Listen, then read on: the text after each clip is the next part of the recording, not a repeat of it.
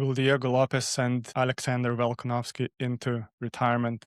If Diego Lopes wins, that's a guaranteed retirement for Volkanovski. He has nothing really left to achieve in this division. He's already beaten Diego Lopes before, so a win back wouldn't change much for Volkanovski, besides, of course, getting more money. Otherwise, he's proven everything in this division, and his main nemesis, Topuria, is gone from it. So there isn't much left to do, and it's time. He's been beaten before, he's been knocked out before, he's getting old. So a loss to Diego Lopes will simply mean that Volkanovski is done, and it would be crazy if he continues fighting. We know him. He's a warrior. He never gives up, never quits. But in my opinion, he should retire if he loses the fight. Now, if he doesn't, then he has probably one more fight in him. I don't think he would retire on a win. So that's the only caveat. I don't think it would make sense unless it's a weird split decision where it's obvious that he lost the fight, but the judges give him anyway. So I think it makes sense for him to stay and give it one more shot, make some money, maybe perhaps fight in the buy house and see how that goes. Otherwise, a loss, he retires. A win, he continues. So we'll see. Before we dig into Diego Lopes and the Volkanovski fight and what are our predictions, as well as look into people's verdict scores, we should look at the first fight and discuss how that went. In my opinion, Diego Lopes didn't look that far away from Volkanovski, but in each round, Volkanovski was just a step ahead. So even though there were some dangerous moments and Diego Lopes got a knockdown in the second round where anything could have happened afterwards, and it felt like Diego Lopes was catching up slowly over time with the Volkanovski's pressure and kind of giving him some returns there. It never actualized into anything besides that one knockdown. At the same time, it didn't feel like it was a matter of time before Diego Lopes just catches Volkanovski. It didn't feel like it. It wasn't the Topuria Volkanovski type of feeling where you knew the moment the fight started that something is coming, and Topuria was closing in the distance slowly, getting hit a bit, but closing in the distance, and that's the main comparison. Could in this fight Diego Lopes do the same? Not clear yet, and we'll look into that. But just summarizing the previous fight, it was obvious 4-1 to Volkanovski. So the decision was easy. The fight was a bit closer than it looked like from the rounds. And if we look at the statistics and of the first fight, we can see total strikes on the full fight. It's 165 to 71, so almost double, more than double the amount of strikes that Volkanovski landed. Double, almost triple significant strikes. So and statistically, it's one-way street. Although Diego Lopes got that knockdown, as I mentioned, so which could have turned the fight around at that point, but it didn't. So it was unanimous decision, easy win. People on verdict agreed as well. So if we look at verdict scores, which is the place where anyone can judge and give rounds to each person, and then at the end the sum of the scores, the final score is seen. So we can see it was basically rounded up 49 to 46, as a couple of the judges gave that to Volkanovski as well, and rounds 1 through 3 as well as the fifth went to Volkanovski, with the fourth round being Diego Lopes. And of course, if Volk didn't get back on top of Diego Lopes, he could have gotten the second round too. So overall, it was a one-way street in that sense. Looking at this fight, coming in, we have to look at the strengths and weaknesses of each fighter. And with that, you have Volkanovski, the current champ. That means a lot. He's the favorite, of course, to win this fight. You have the experience on Volkanovski's side too, and the knowledge and the fight IQ is for sure on Volkanovski. He fights how he fights. He has his style in the way he approaches it. He knows how to wrestle. He's a great striker. You can't take him down easily either. So those things are pushing the fight towards Volkanovski, especially the fight IQ. He knows when to push, when to back off, how to get in and how to get out. Now, Lopes, on the other hand, is way less experienced, at least UFC wise, but they already fought together. And the speed part of Diego Lopes is coming in too. He's quite a fast striker. He also can go for takedowns and be good on the ground. He's already fought Volk, so he knows what to expect. He's been training since April, since the loss, to have a chance in getting back at Volkanovski. And he's beaten Jean Silva in emphatic passion, which earned him that rematch with Volkanovski. So he's improved since. If he doesn't make silly mistakes, if he doesn't let Volk just to outstrike him and being cleaner in the stand-up, then there's a really good chance that Diego will take this fight. And if I had to bet, that's who I would bet for. I think he has what it takes. He has the reach, the speed, and now experience from the previous fight with Volk that could actually hand him a win. At the same time, he's more motivated than Volk.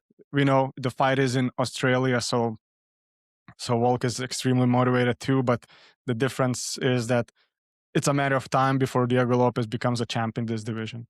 There's no one that's even close to him. So it's gonna be, if I had to bet, it's gonna be Diego Lopes taking the win, and whether it goes to decision or not, that's hard to say. But I would bet on fourth round finish by Diego Lopes. And this goes without saying, but I love Volkanovski. He's a great fighter, entertaining, great to listen to, has great cooking shows. Don't want anything bad for him. And if he was younger, I would expect him to continue fight for a long time. But I think it's Diego Lopes' time, so he's going to take it. And just as I do in all the other shows and the previous episodes, I'm going to look at the verdict predictions and what do the people that are predicting, the fans that are using verdict to give their opinion. So if you look at the global predictions, most people think Volkanovski will win by decision. That's also represented in the betting odds with Volkanovski being the favorite. So that makes a lot of sense. If I had to pick, which is something I will do here as well, I would guess Diego Lopes wins by a knockout in round 4, and I'll give all the experience to that. This is just my prediction. You guys, I'm sure, can disagree and can bet otherwise. So whatever makes sense to you. Next up, Dan Hooker versus Benoit Saint-Denis. This is a really good fight. It's going to be extremely entertaining. Who do I think is going to win? I think Benoit Saint-Denis has this. Dan Hooker is on a good run, and he's beaten some good opponents as of late. But I think Benoit Saint-Denis is on a good run. He had the Poirier hurt, and yes, Poirier survived. The rest of the stuff, the previous fight of Benoit Saint-Denis went great as well. So in retrospect, he probably shouldn't have lost to Poirier, and he would have gotten a title shot at light heavyweight, but he did lose. So my take would be that Benoit Saint-Denis wins the first round knockout. I think Dan Hooker will come in and try to bang with him, and no matter what, I do feel like the takedown threat from Benoit Saint-Denis and the power will give him that advantage where he can brawl with Dan Hooker and he can take him out as he did with Benil Dariush. So that would be my prediction for the fights. If we look at the verdict and what people think is going to happen, most people actually think that Benoit Saint-Denis is going to submit Dan Hooker in the second round. I don't think that's necessarily going to happen. It's entirely possible that he gets a knockdown and finishes the fight with a submission. So it's definitely a good prediction on that end. In my book, he has a first round knockout and finishes him there. That's the one that makes the most sense, at least to me, which is something I'm going to select here. I believe I don't have all the scores. So there's that. Now, Dan has been on a good run. He's beaten. Well, he lost to Arman Sarukian before. That's as expected. But before that, he beat Gamrot and he beat Jalen Turner. Almost sent him to retirement, but he's back, I believe. So he does have a couple of recent wins. So in that sense, we could expect anything out of him, to be fair. So there's that. On to the next one, Rafael Fiziev versus Maurício Rufi. I've watched Maurício Rufi knocking out Bobby Green in Las Vegas, or in New York, that is. That was a great fight. So who knows? Rafael Fiziev is the underdog in this fight, so the fight could be pretty even, and it's a really good fight. It's entertaining. They're both great fighters. They both want to fight for the title next. So we will see how that turns out. I think if we look at the previous fights of Rafael Fiziev, he lost to Gaethje, Gamrot, and Gaethje twice. There's that. He must win the next. He won a decision against Bahamundes, and I think he needs to win against Maurício Rufi no matter what in order to have a chance in this division. And Maurício Rufi, he lost to Benoit Saint-Denis, so who's fighting on the card as well. So I think he's also motivated to get the win back up. So it's going to be a really interesting fight. Really hard to pick. They're both entertaining fighters. They both do a lot of spinning stuff, which makes them exciting fighters. So I wouldn't necessarily say that we should expect. Who knows? Maybe it's going to be the opposite. Perhaps it's going to be a boring fight, as it is with two good strikers, and it's going to go to a boring decision. Fingers crossed that's not the case. Happened so many times before, and the two strikers cancel each other out, and they will not be wrestling much. That's at least what I think. So that's a very hard pick, to be honest. And if I had to make that pick, I would much likely say that Fiziev wins by decision. So that would be the easiest, most nonchalant take on this. On to the next, we have Tai Tuivasa and Teixeira. So that is a make or break for Tai Tuivasa. I do believe he might as well retire if he doesn't win this. He's fighting at home in his front crowd. He needs to do his chewy thing and shoey thing, that is. So I think he needs to win this. He needs to win this badly.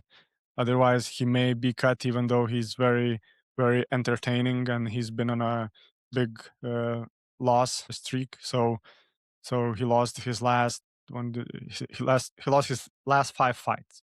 So the 6th one would be a done deal, and I think Teixeira has a really good chance at just finishing him off and taking him out.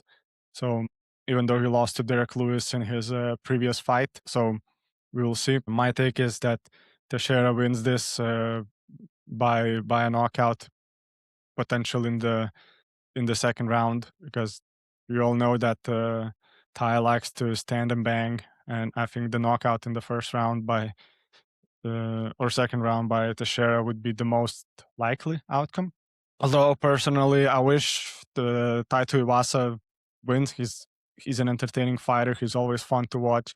He has a great personality, and he has great power. Unfortunately, he seems too short for this division and too slow. Even though it's heavyweight, he's still not there. So perhaps light heavyweight would have been a better career path for him, which I don't think it's possible for him to get there. But any faster heavyweight just outstrikes him, and that's what happened with Cyril Gane and pretty much everyone else. That is my prediction: Teixeira by knockout in the 2nd round. And last but not least, Salkilld versus Malarkey. I think Malarkey is in a big losing streak. Apologize. He won his last fight, but he lost 2 before, and he's been up and down. He's the favorite, and most fans Salkilld is the favorite. Most fans think that he's going to win by knockout in the 1st round, and I think that's going to be the case as well. They're both entertaining fighters. The odds are very much against Salkilld, so that's going to be, hopefully it's a 1st round knockout, so we have a quick night and a lot of knockouts in there, but we'll see.